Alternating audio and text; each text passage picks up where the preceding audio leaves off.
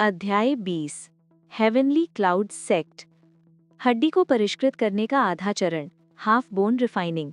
ये गु किंगफेंग की उम्मीदों से कुछ हद तक परे था। उसने सोचा था कि अग्नि सूर्य दिव्य हथेली को रक्त शोधन पूर्णता तक विकसित करना ही सीमा है, लेकिन उसे ये उम्मीद नहीं थी कि वो इससे आगे बढ़कर अस्थि शोधन के अर्ध चरण स्तर तक पहुंच सकेगा।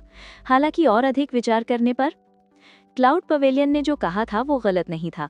वास्तव में अस्थि शोधन का आधा चरण ही रक्त शोधन की पूर्णता का चरम बिंदु था।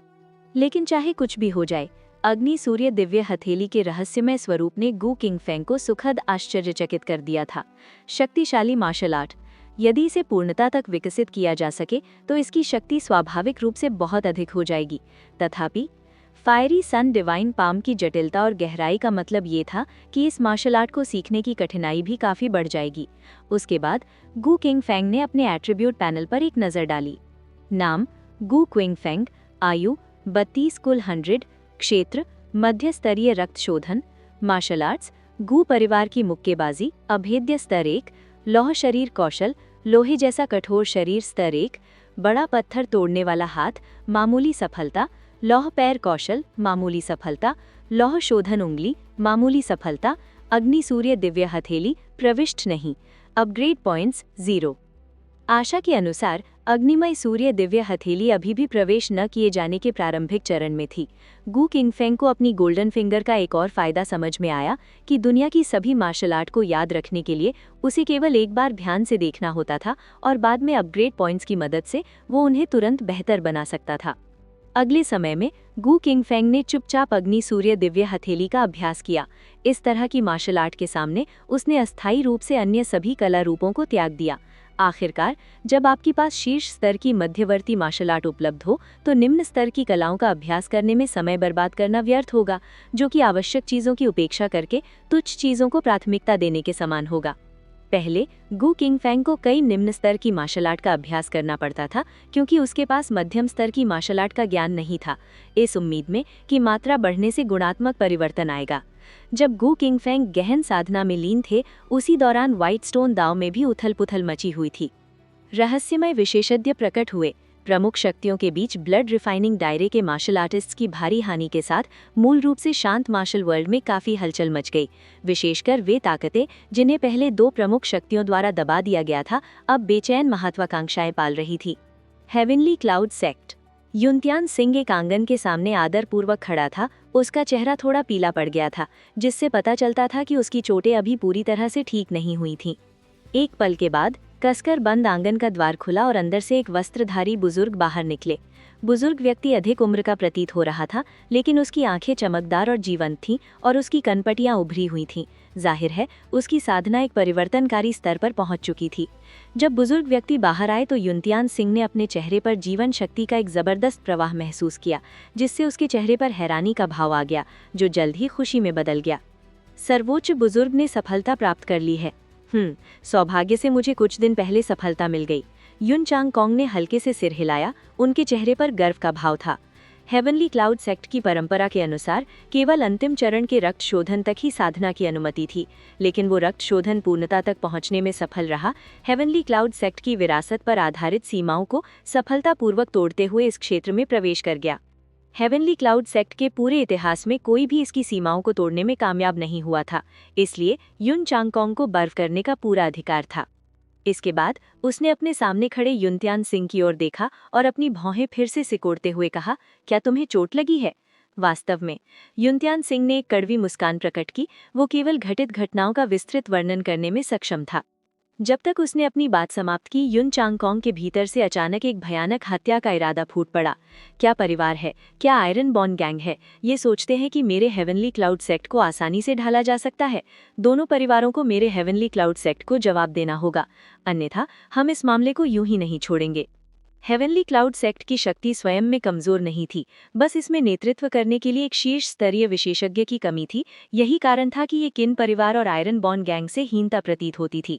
लेकिन अब क्योंकि युन चांगकोंग ने स्वयं रक्त शोधन की पूर्णता प्राप्त कर ली थी, उसकी शक्ति उन दोनों प्रमुख शक्तियों के शीर्ष विशेषज्ञों के बराबर थी। इसलिए स्वाभाविक रूप से उसमें स्पष्टीकरण मांगने का आत्मविश्वास आ गया था। आखिरकार इस बार हेवनली क्लाउड सेक्ट को मामूली नुकसान नहीं हुआ था।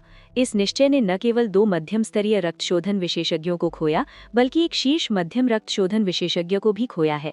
चाहे कुछ भी हो जाए, दोनों परिवारों को इसका जवाब देना होगा। मूल रूप से युन चांगकोंग एकांत में रहकर रक्त शोधन की पूर्णता प्राप्त करने का प्रयास कर रहे थे। यही कारण था कि उन्होंने युनत्यान सिंह और अन्य संप्रदाय विशेषज्ञों को अग्नि सूर्य दिव्य हथेली को जब्त करने के लिए व्हाइट स्टोन शहर भेजा था। अप्रत्याशित रूप से फिर भी एक दुर्घटना घटित हो गई। इसके बाद युन चांगकोंग की आंखें सिकुड़ गईं और उन्होंने सख्ती से फिर पूछा, आपने कहा था कि अंत में वो बूढ़ा किनवेई एक रहस्यमय विशेषज्ञ के हाथों मारा गया। ये व्यक्ति कौन है? क्या संप्रदाय के पास कोई स्पष्ट जानकारी है? वो रहस्यमय विशेषज्ञ अपने कार्यों में अत्यंत गुप्त था। उसके द्वारा उपयोग की जाने वाली martial art mountain shattering fist जैसी प्रतीत होती थी, लेकिन वे माउंटेन शैटरिंग फिस्ट से कहीं अधिक परिष्कृत थी। मुझे संदेह है कि उस व्यक्ति ने माउंटेन शैटरिंग फिस्ट को ब्रेक थ्रू स्तर तक विकसित किया होगा। युनत्यान सिंह ने बिना किसी छिपाव के अपने द्वारा एकत्र की गई जानकारी की रिपोर्ट की। ये सुनकर युन चांगकोंग की भौहें थोड़ी सिकुड़ गईं। माउंटेन शैटरिंग फिस्ट तो बस निम्न श्रेणी की मार्शल आर्ट है। भले ही ये ब्रेक थ्रू स्तर पर हो, इसकी ताकत सामान्य ब्लड रिफाइनिंग दायरे से मुश्किल से ही अधिक है। आपके कहे अनुसार इस व्यक्ति ने पहले ही ब्लड शक्ति स्मोक का अभ्यास कर लिया है और breakthrough mountain shattering fist के साथ कई ब्लड रिफाइनिंग दायरे के वॉरियर्स का संघार दर्शाता है कि उसकी नींव सामान्य नहीं है, एक दुर्दम्य शत्रु। युन चांगकोंग के मन में यही विचार था। अगर वो होता तो शायद वो हासिल नहीं कर पाता जो प्रतिद्वंद्वी ने किया।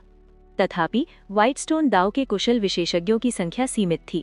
यदि किसी के पास वास्तव में इतनी शक्ति होती तो उनके लिए गुमनाम और गुप्त रहना संभव नहीं था। इस प्रकार युन चांगकोंग के विचार में ये बहुत संभव था कि वो व्यक्ति व्हाइट स्टोन दाव का मार्शल आर्टिस्ट नहीं था और परिवर्ती मध्यम श्रेणी की मार्शल आर्ट को टारगेट करने के लिए प्रकट हुआ था। अब क्योंकि उस रहस्यमय विशेषज्ञ को सफलता मिल गई थी, हो सकता है कि वो व्हाइट स्टोन दाव को छोड़ चुका हो। इसलिए युन चांगकोंग ने अस्थायी रूप से इस मामले के बारे में सोचना बंद कर दिया। इसके अतिरिक्त युन चांगकोंग की राय में दोनों शक्तियों के 6 ब्लड रिफाइनिंग दायरे के योद्धाओं को मारने वाला रहस्यमय विशेषज्ञ हेवनली क्लाउड सेक्ट का सहयोगी जैसा प्रतीत होता था। आखिरकार शत्रु का शत्रु मित्र होता है। दोनों परिवारों ने रक्त शोधन क्षेत्र के 3 सदस्यों को खोया, जिनमें 2 मध्यम स्तरीय और एक अंतिम स्तरीय सदस्य शामिल थे। तुलनात्मक रूप से हेवनली क्लाउड सेक्ट को भी भारी नुकसान हुआ। फिर भी उसने युन चांगकोंग को कुछ हद तक मानसिक शांति प्रदान की। तुरंत युन चांगकोंग ने हेवनली क्लाउड सेक्ट को छोड़कर व्हाइट स्टोन शहर की ओर प्रस्थान किया। ये मामला दोनों परिवारों को जवाब देना होगा। उस दिन किन परिवार के निवास के सामने रेशमी वस्त्र पहने एक बुजुर्ग आगे बढ़ा और जैसे ही किन परिवार का रक्षक कुछ बोलने ही वाला था, उसे एक शक्तिशाली बल द्वारा उड़ा दिया गया, जिससे किन परिवार का मुख्य द्वार चकनाचूर हो गया। इस भीषण हलचल ने आसपास के लोगों के भावों को तुरंत बदल दिया और किन परिवार के अंदर के लोगों को भी चिंतित कर दिया। किन परिवार में इतनी धृष्टता करने की हिम्मत कौन करता है? एक ठंडी आवाज सुनाई दी और जल्द ही किन परिवार का एक मार्शल आर्टिस्ट प्रकट हुआ। उस क्षण युन चांगकोंग के रक्त और ऊर्जा का विस्फोट हुआ। भयानक रक्त ऊर्जा धुएं में तब्दील होकर ऊपर उठी। एक भयानक आभा फैल गई, जिससे नवगठित किन परिवार के मार्शल आर्टिस्ट का चेहरा पीला पड़ गया और यहाँ तक कि उसकी सांस लेना भी मुश्किल हो गया। मैं हेवनली क्लाउड सेक्ट का युन चांगकोंग हूँ। आज मैं आपके किन परिवार से स्पष्टीकरण मांगने आया हूँ। युन चांगकोंग की क्रोध से भरी आवाज पूरे इलाके में गूंज उठी।